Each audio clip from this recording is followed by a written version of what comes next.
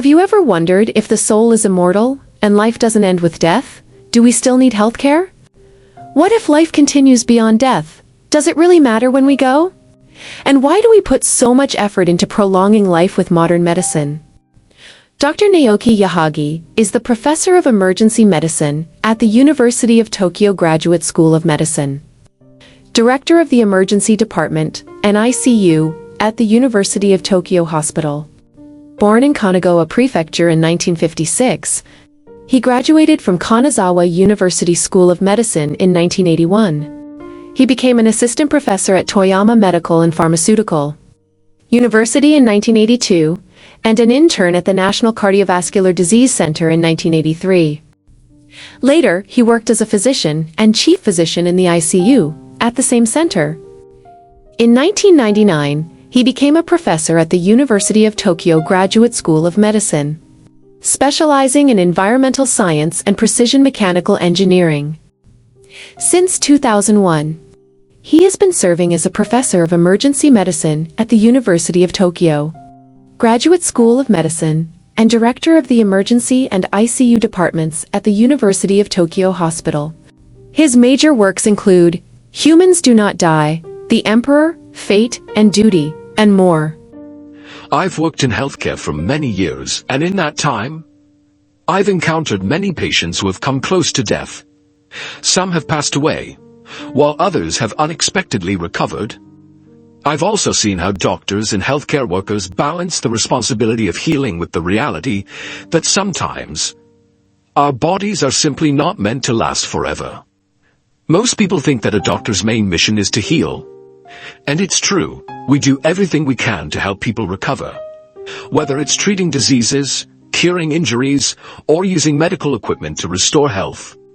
But there's another important part of our job that's often overlooked, helping people accept death when it's inevitable. When I first started in medicine, I was focused on extending life. The goal was always to save, to heal, to delay the inevitable. But as time passed, I began to realize something. Prolonging life isn't always the answer. Sometimes, the best thing we can do is help someone peacefully accept death. We can't always fix everything, but we can help people live with dignity, even in their final moments. Life is fragile. It's fleeting, unpredictable, and often short.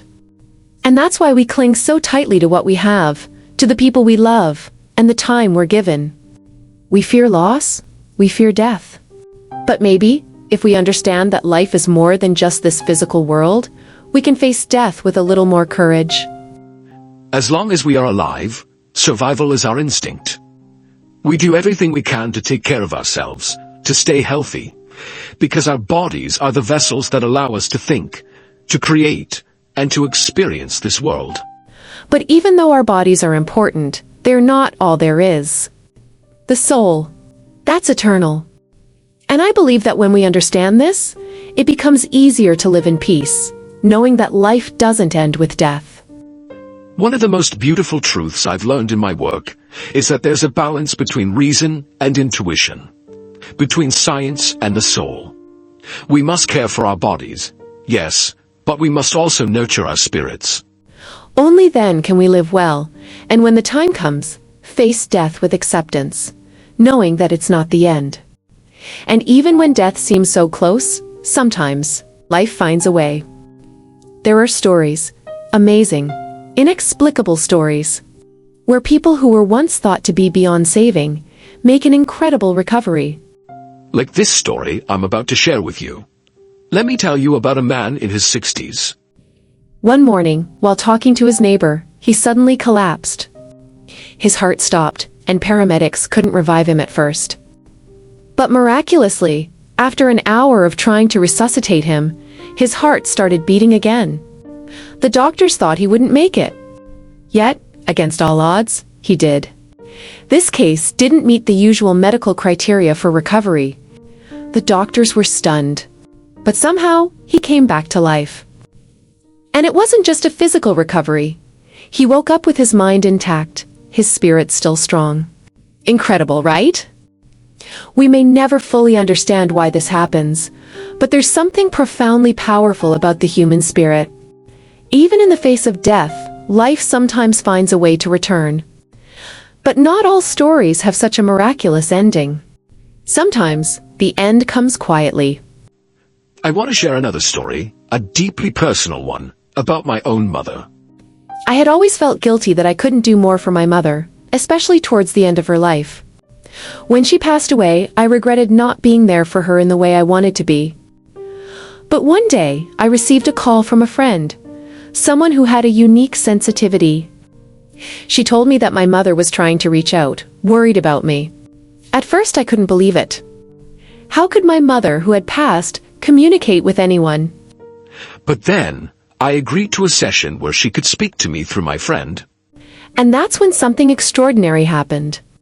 My mother's voice, her tone, her presence, it was all there, just as it was when she was alive. She had come through, not in body, but in spirit. And what she said to me? It brought me peace. She told me not to worry about her, that she was doing well where she was, and that I didn't need to feel guilty anymore. It was a profound experience that made me realize, our loved ones never truly leave us. They are always with us in spirit. This is the story of Ms. B, a woman who defied all odds after a mysterious fall that changed her life forever. Her survival, and the extraordinary transformation that followed, will leave you questioning the very nature of life, death, and the strength of the human spirit. It all started on a quiet day. Ms. B, for reasons unknown, jumped from the 8th floor of a building. By the time she reached the ground, she was already unconscious, her body broken and battered, but her face, strangely calm. She was rushed to the hospital, where doctors discovered she had multiple fractures in her ribs, spine, and limbs. Her left kidney was ruptured, and she had severe chest contusions. Her breathing was shallow, and her condition was dire. Yet, remarkably, despite her injuries, she showed no signs of pain. The attending physician, Dr. Naoki Yahagi, was astonished. How could a woman in such a horrific state remain so calm? And what happened to her after she was admitted? To everyone's surprise, Ms. B made a miraculous recovery. Within just 2 months, she was transferred to a regular ward. 5 years passed, and Ms. B seemed to have completely healed both, physically and mentally. One day, Dr. Yatsugami ran into her in the hospital. She looked completely different, full of life, with a glow that left him in awe. Something told him there was more to this story than just a simple fall. Determined to uncover the truth, Dr. Yatsugami arranged to meet with Ms. B. She welcomed him with open arms. Eager to share the story of her transformation, Ms. B said, "Since childhood, I've been able to sense life from other dimensions, beings from places beyond our understanding. They started to borrow my body. One day, a voice in my mind, a lady crying, asked if she could use it. I felt sympathy for her and agreed. Ms. B's life would never be the same. When these beings borrowed her body, she would lose all memory of her actions. It was as though she was trapped in a strange form of amnesia. But things took a darker turn. The beings threatened her. If she ever told anyone what was happening, they promised to harm her fiancé and make her pay dearly. Caught in a web of fear and confusion, she moved to a new place, hoping to escape.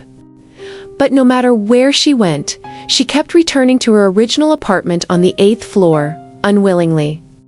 One day, something even more terrifying happened. In a moment of horror, Ms. B found herself jumping from the very building she had tried to escape.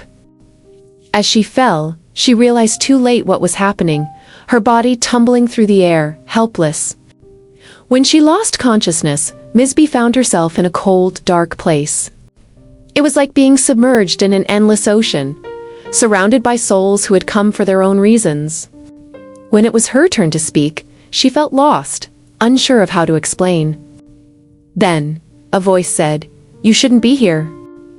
In that moment, a light appeared before her, and she awoke in the emergency room, gasping for breath. Fighting for her life, Ms. B made a promise to herself. She would survive. She would leave the hospital. She wouldn't give up. And with that resolve, she made a swift recovery. After the ordeal, Ms. B became mentally stronger. She refused to let those beings control her anymore. She no longer pitied them or allowed their presence to dominate her life. And from that day forward, they never came back. Her perspective on life had shifted. She learned to embrace the world with a heart full of tolerance and understanding. No matter how bad things get, it won't last forever, she told Dr. Yatsugami. All pain will pass, and sweetness will come after bitterness. Years later, Ms. B and her fiancé built a happy family, proving the age-old saying, "Those who survive great adversity will be blessed afterward." Dr. Yatsugami was deeply moved by Ms. B's journey.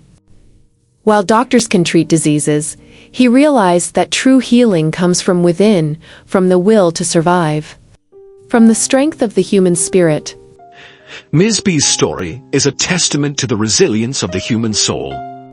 It reminds us that no matter how dark the days may get, there is always hope for healing, transformation, and a new beginning. So, what can we learn from these stories?